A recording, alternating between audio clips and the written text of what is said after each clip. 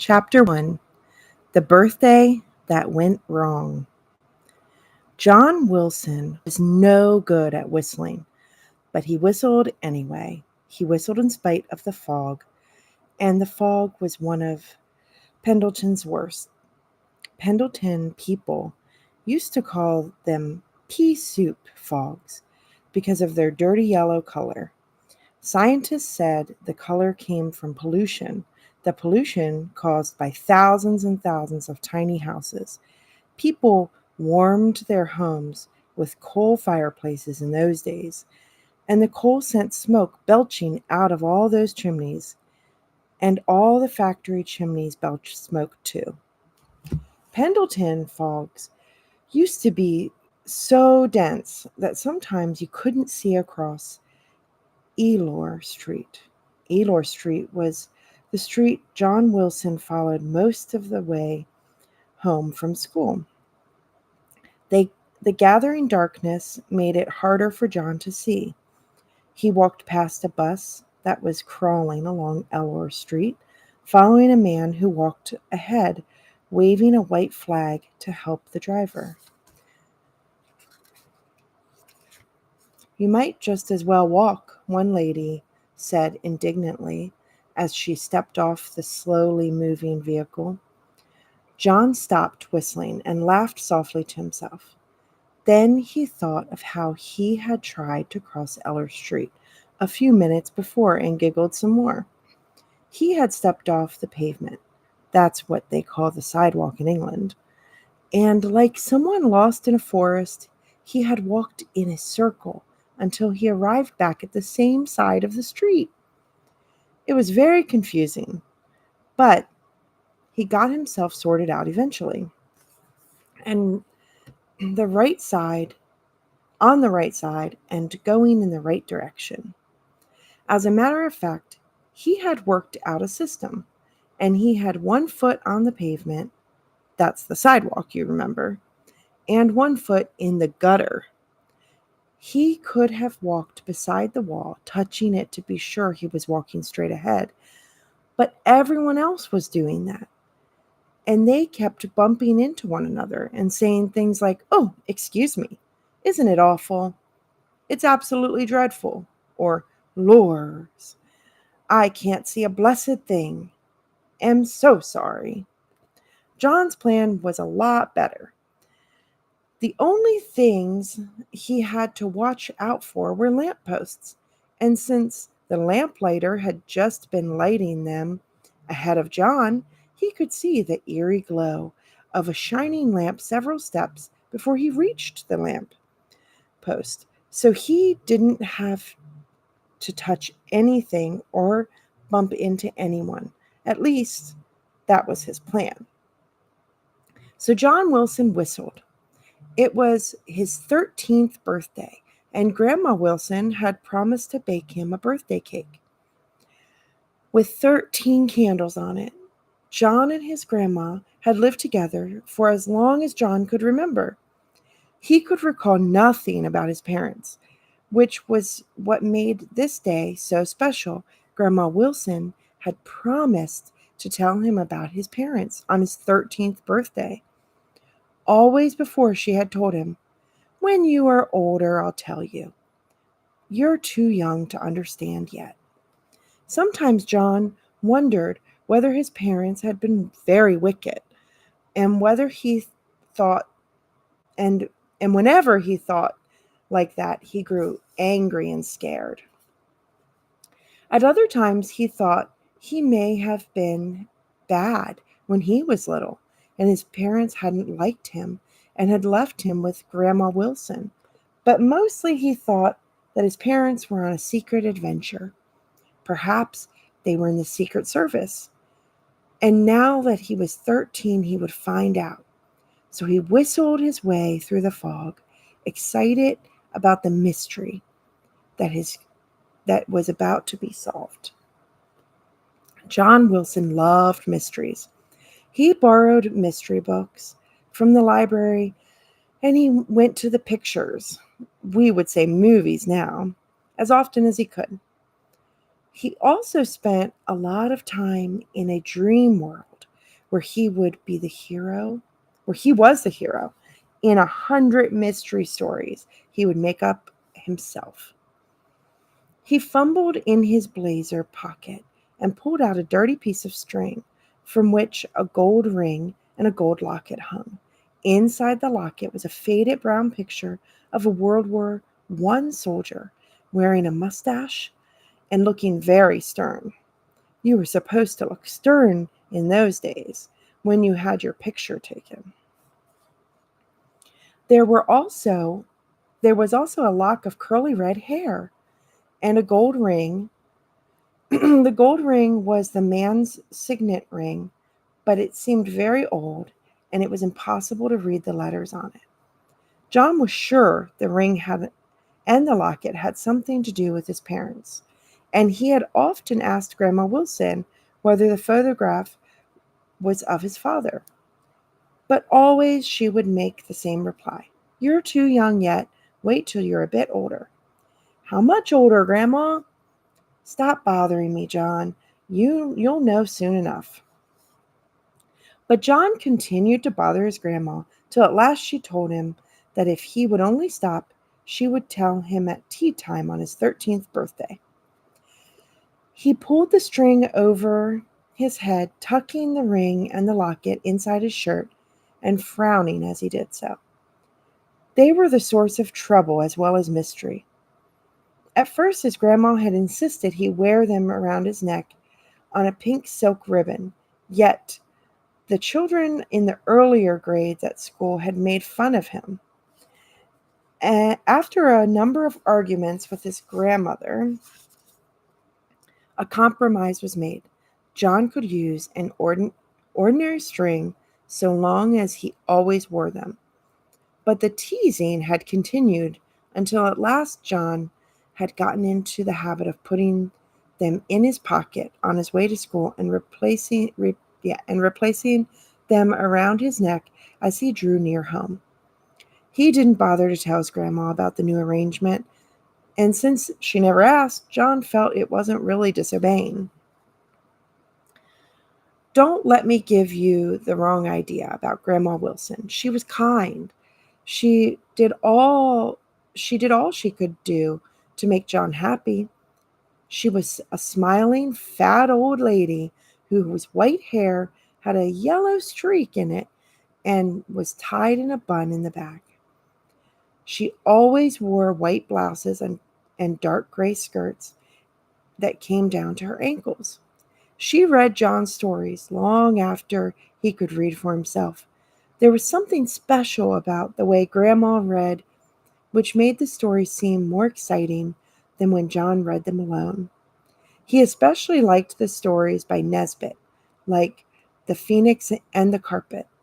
So for years he had coaxed her to read and had sat on the floor, snuggling against her knee and feeling the warmth from the fire as he closed his eyes and listened.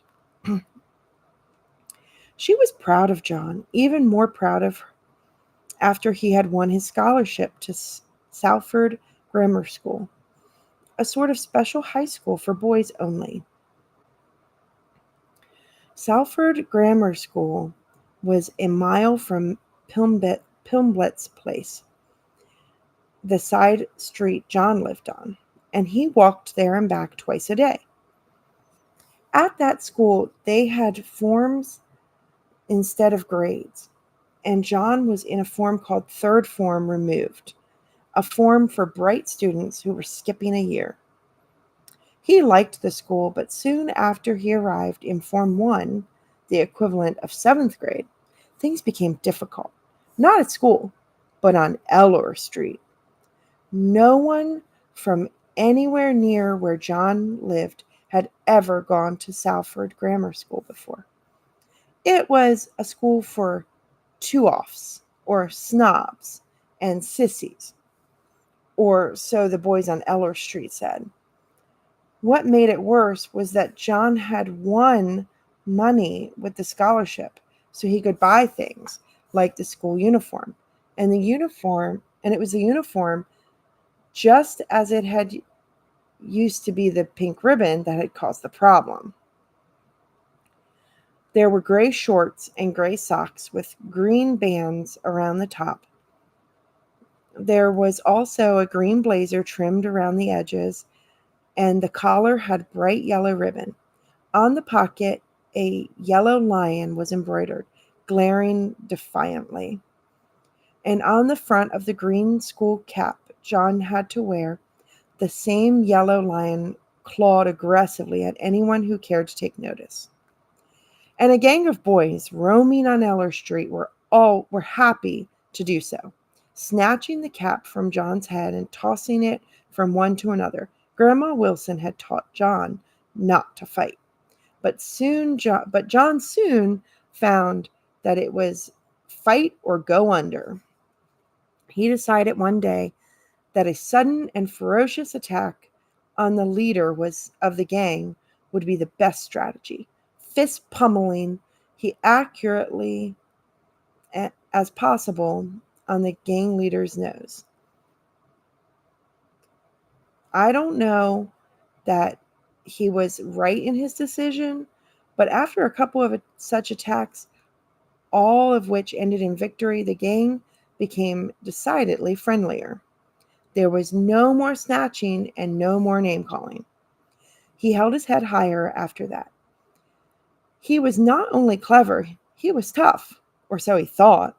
Secretly, he began to look down on the Eller Street gang. Who else was smart enough to go to Salford Grammar School and strong enough to hold his own against this gang? John Wilson continued to hobble, right foot in the gutter, left foot up on the curb, and 12 more lampposts to go. He also continued to whistle. He was not only happy about his birthday cake and the solution to his mystery, but about something that had happened in school that afternoon. The teachers, who were all men and were all called masters, wore black gowns over their jackets, gowns that were something like modern graduate gowns, only much more full and having sleeves that hung low. And among the boys there was a competition to see who could tear the biggest piece of silk from the master's gown. This was easier to do with some masters than others. The German master's gown was in tatters. The French master's gown looked perfectly new. The French master never smiled. He had a little black lump on the middle of his forehead that he could move. He spoke quietly, and you just knew by looking at him that to fool with him was to invite disaster. German's lessons tended to be rowdy, whereas French lessons were orderly and subdued. You really got to know French, but even if you were good, you barely scraped by in German. I think the German master enjoyed getting his gown torn and just pretended not to notice when it was happening. Or he would say, "Oh, confound it. I'm forever ripping this dratted thing." To tear a master's gown, you had to wait until he stood beside your desk with his back to you. Then you hooked his gown on a nail on the side of your desk or something, or else trapped it under your desk lid and leaned hard with your elbows on the lid. Some of the masters had the habit of moving suddenly toward the front of the classroom, and there would be ripping noise as a new tear was made. It took at least 2 and sometimes 3 or 4 tears before you could actually capture a ragged bit of black silk. And John had captured his first piece this afternoon. I can't say I approve, and I approve even less of the fact that he was hugely delighted. In this dreamy mind, it was not just a piece of black silk. It was a piece of King Saul's robe, and John Wilson was David, waving in triumph. Then it was a piece of yellow silk cut from the robe of an enemy of the king Genghis Khan, who was telling him from then on he would be given the fastest horse on the steppes of Asia, and that he would rise beside his master in triumph to the very heart of China. His dream began to fade as he stared into the deepening obscurity. The light from the next lamp had not appeared. He took off his glasses and rubbed them carefully with his dirty handkerchief. One lens was loose, and he wiped it cautiously, taking care not to push it out. But he could see no better when he put the glasses back on. Cautiously, he edged forward into the foggy darkness. What happened next took place too suddenly for John to realize what was going on. He bumped against something or someone very solid, tripped and fell, banging his head against a lamppost as he did so, and knocking off his glasses. From above his head, there came a sound of breaking glass. Pieces of glass fell on him and on the pavement around him. A familiar voice was muttering curses. He had bumped into Mr. Ledbetter, the lamplighter, jerking Mr. Ledbetter's lighting pole through the glass of the lamp far above them both.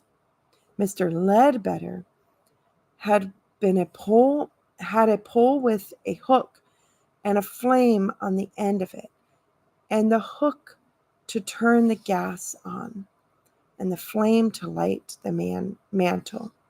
"Oh, Mr. Ledbetter, I'm really sorry," John said. "I couldn't see you." "Is that you, young John Wilson?" the lamplighter asked. "I suppose it couldn't be helped. Lad, are you all right?" John fingered his forehead with where a lump had slowly been rising. "I've knocked me glasses off," was all he said. Carefully, the lamplighter rested his long pole against the wall of the store beside him. Then he got down on his hands and knees with John, groping around in search of the spectacles. "I hope it's not smashed," Mr. Ledbetter said slowly. What's this?" In the dimness, John could see his glasses in Mr. Ledbetter's big hands. "Thanks, Mr. Ledbetter," sighed John with a relief. "One of the lenses is loose." It's not there now." It took them a while longer to find the lens, and to John's delight, it was not broken. "It's not even cracked, lad," the lamplighter said as John clicked the lens back into place. Slowly they walked together, and John waited at each lamppost while the lamplighter pushed his flame-tipped pole up inside the lamp. With the hook, he would turn the gas on, and John could hear the faint hiss, followed by a popping sound, as the mantle suddenly glowed white and clear. "It's my birthday today," John said after a while. "It is now." "Many happy returns, lad. How old are you?" 13, John answered proudly. "Yea, by gum, 13. They'll be having you in long pants before you know what's happened." English schoolboys wore shorts in those days. "Me granny's going to get me a suit when she's got the money." Soon they arrived at Pimblett's place, where the lamps had already been lit. "Goodbye, young John. Eat a piece of cake for me, will you?" "Don't forget now." His tall figure dissolved into the fog, and John waited until his muffled footsteps grew silent before turning toward home. Pimblett's place was a short street ending in a tall brick wall topped with broken glass. The terraced houses, blackened with grime and soot, huddled together as if to comfort one another. There were no gardens. Front doors opened directly onto the pavement. John hurried down the street to his grandmother's house, squeezed against a high brick wall. It was the last house on the left. He opened the door shouting, "Hello, Grandma, I'm home." But the house was in darkness. "That's funny. She must have gone to shop for something," he murmured, groping his way forward into the blackness. "I wonder why she didn't leave the gas light on." His foot met something solid and he pitched forward and fell for a second time that evening. He found himself lying on a cloth-covered mound. For a moment, he did not move. "Granny," he breathed at last. His hands groped along the cloth until his fingers found her cold face, and he gave a gasp of fear. "Granny!" Then louder, "Granny!"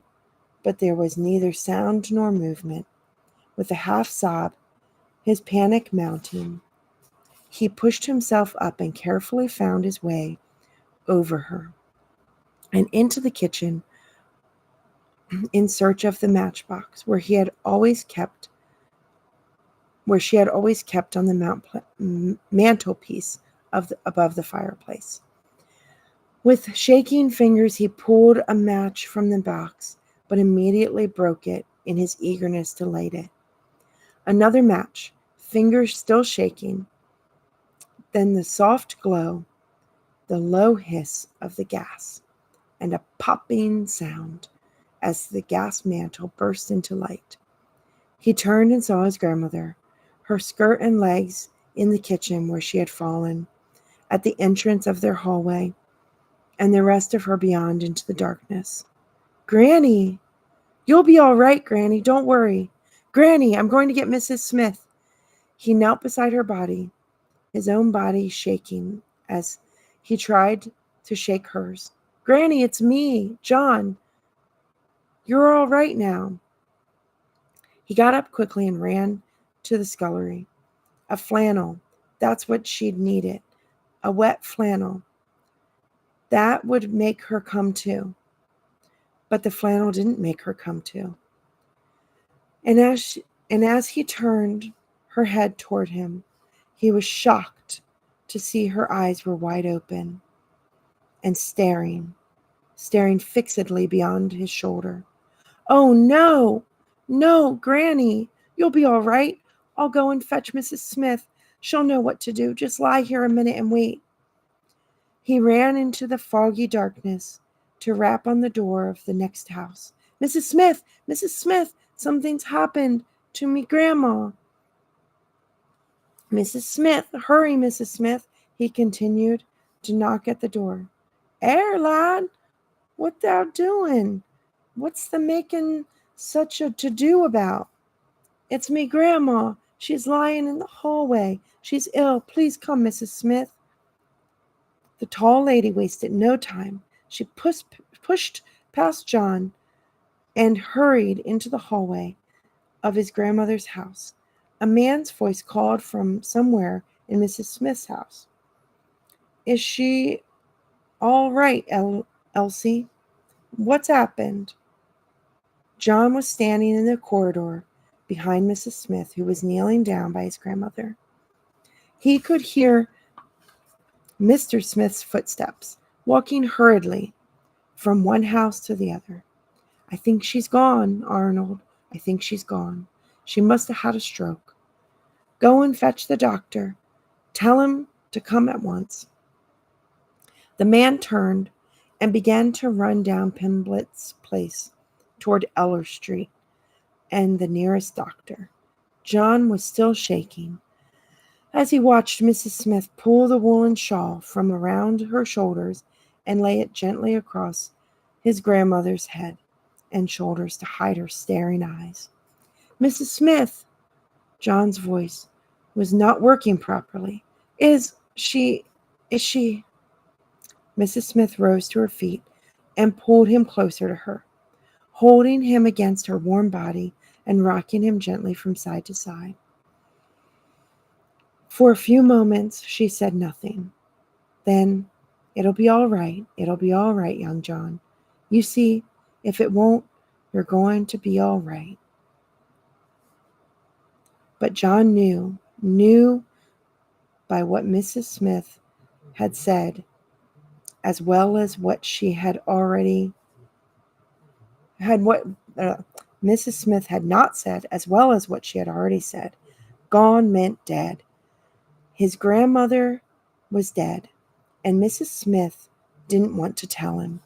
His panic had left him, and he was strangely calm. His eyes were tearless, his mouth was dry, and he felt very, very wide awake. But at the same time, he felt as though nothing was quite real. He let himself be held by Mrs. Smith, who seemed to be talking to herself as much as to him, as she repeated endlessly, It'll be all right, love. It'll be all right."